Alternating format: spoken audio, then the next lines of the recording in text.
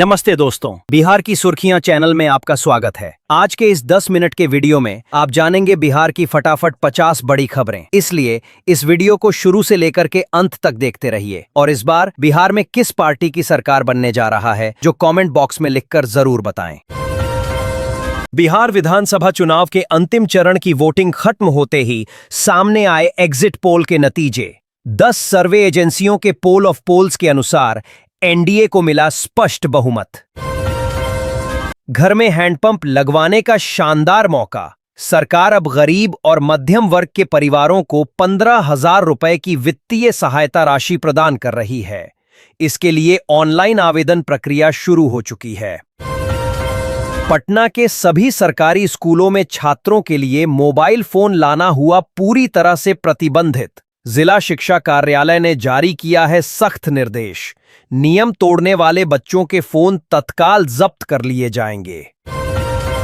बिहार की पढ़ी लिखी और अनपढ़ महिलाओं को आत्मनिर्भर बनाने के लिए सरकार की बड़ी पहल। बीमा सखी योजना में 7,000 रुपए का वेतन और गरीब महिलाओं को फ्री सोलर आटा चक्की के लिए 15,000 रुपए की आर्थिक मदद। शतरंज खिलाड़ियों के लिए बड़ी खबर। 16 नवंबर से लखीसराय जिले में आयोजित होगी बिहार शतरंज चैंपियनशिप। अलग अलग आयु वर्ग के विजेताओं को 25,000 रुपए तक का नकद पुरस्कार मिलेगा। पेंशनधारियों के लिए सरकार ने लागू किया नया नियम।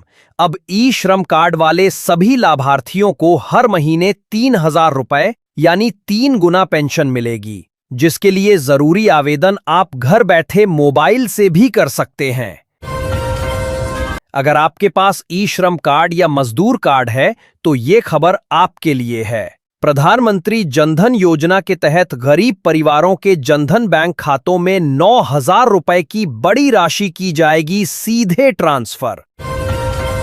सुप्रीम कोर्ट का ऐतिहासिक फैसला जारी। अब विवाहित बेटी भी अपने पैतृक संपत्ति में अधिकार का दावा कर सकती है। वैवाहिक स्थिति संपत्ति में उनके जन्म सिद्ध अधिकार को बिल्कुल भी प्रभावित नहीं करेगी। बिहार विधानसभा चुनाव के अंतिम चरण का मतदान हुआ सफलतापूर्वक खत्म। एग्जिट पोल के शुरुआती नतीजों में एनडीए की जबरदस्त वापसी के संकेत। 14 नवंबर को आएंगे परिणाम। जनता ने बनाया नया वोटिंग रिकॉर्ड।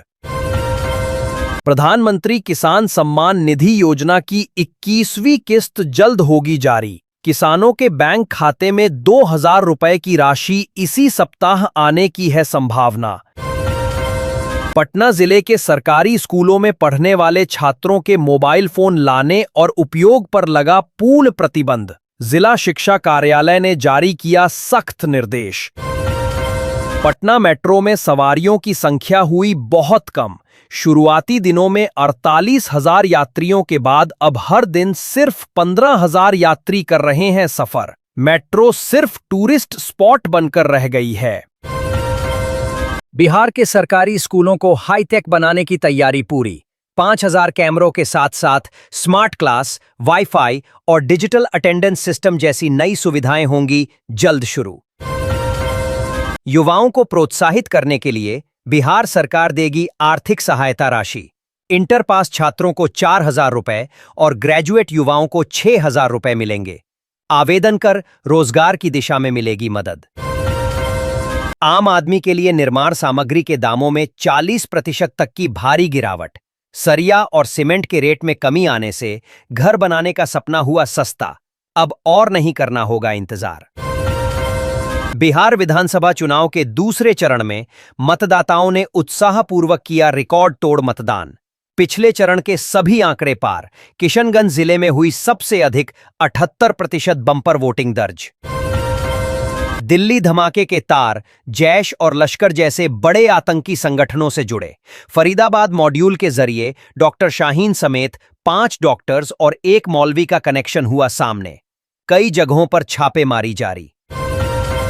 मैट्रिक और इंटर की सेंटर परीक्षा देने वाले सभी छात्रों के लिए जरूरी सूचना। 75% से कम उपस्थिति वाले वे विद्यार्थियों को नहीं मिलेगी परीक्षा में शामिल होने की अनुमति। राशन कार्ड धारकों के लिए सरकार का बड़ा और महत्वपूर्ण तोहफा। अब मुफ्त राशन की मात्रा दुगुनी कर दी गई है और साथ ही हर महीने 1,000 रुपए की राशि सीधे बैंक खाते में डीबीटी द्वारा भेजी जाएगी। समस्तीपुर के बाद सीवान में भी कचरे के ढेर पर भारी मात्रा में मिली वीवीपैट पर्चियां। गड़बड़ी की आशंका को देखते हुए जिले में मचा हड़कंप। पुलिस ने त्वरित कार्रवाई करते हुए आधा दर्जन लोगों को हिरासत में लिया। लश्कर-ए-तैयबा का आतंकी रऊफ अजगर ने धमाके से ठीक पहले एक वीडियो में खुलेआम दी थी दिल्ली को दहलाने की धमकी। सुरक्षा एजेंसियों ने सभी आतंकी संगठन के पूरे मंसूबे की जांच शुरू कर दी है। बिहार में 15 नवंबर से शुरू होगी सरकारी समर्थन मूल्य पर धान की खरीद। नई सरकार से किसानों को समय पर भुगतान और बेहतर व्यवस्था की उम्मीद, जिससे मिल सके वास्तविक लाभ। किसानों के लिए पीएम किसान सम्मान निधि की 21वीं किस्त पर बड़ा अपडेट। जल्द ही खातों में 2,000 रुपए की राशि क्रेडिट होगी, लेकिन ईकेवाईसी और आधार लिंक कराना अब हुआ एकदम जरूरी।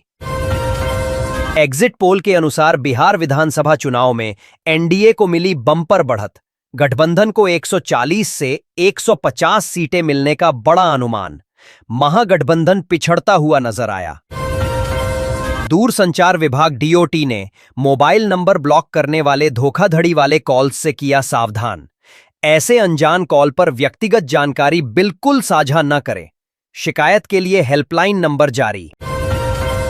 गरीब और मध्यम वर्ग के परिवारों के लिए प्रधानमंत्री आवास योजना के तहत बड़ी खबर। अब खुद का पक्का मकान बनाने के लिए सरकार देगी 3 लाख रुपए की सहायता राशि, जिसके लिए अगले महीने से ऑनलाइन आवेदन शुरू होगा।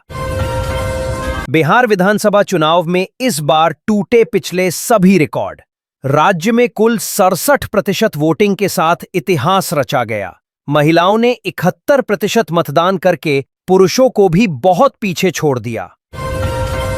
बैंक ऑफ बड़ौदा में अप्रेंटिस के 2,700 से अधिक पदों पर भर्ती की प्रक्रिया हुई शुरू। स्नातक डिग्री वाले सभी युवा उम्मीदवार 1 दिसंबर 2025 तक ऑनलाइन कर सकते हैं आवेदन। नक्सल प्रभावित क्षेत्रों में लोकतंत्र का उत्सव। रोहतास के रेहल गांव में 20 साल बाद हुआ ऐतिहासिक मतदान। चोरमारा गांव में पहली बार बना बूथ, लोगों में दिखा भारी उत्साह।